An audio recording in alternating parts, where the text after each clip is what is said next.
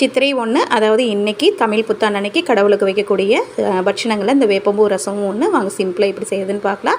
எப்பவும் போல் தக்காளி புளி கரைச்சி வச்சுக்கோங்க. சீரகம், மிளகு, கொத்தமல்லி, பூண்டு, கருவேப்பிலை இதெல்லாம் வந்து அரைச்சி வச்சுக்கோங்க. ஒரு வடச்சட்டி எடுத்துக்கோங்க. அதில் வந்து 1 ஸ்பூன் நெய் விட்டு 2 ஸ்பூன் வேப்பம்பூ வந்து நல்லா இந்த மாதிரி வதக்கி எடுத்து வச்சுக்கோங்க.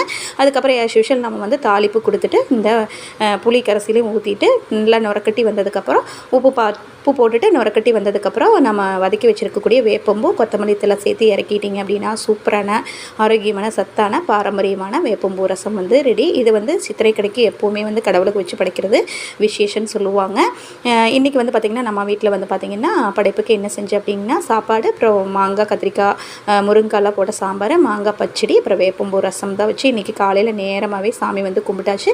நேற்று நைட்டே வந்து சித்திரைக்கணிக்கு எல்லாமே தேவையானதெல்லாம் எடுத்து வச்சாச்சு. ஸோ இன்றைக்கி காலையில் அதை பார்த்துட்டு அதுக்கப்புறம் சாமி வந்து கும்பிட்டோம். அனைவருக்கும் இனிய தமிழ் புத்தாண்டு நல்வாழ்த்துக்கள்.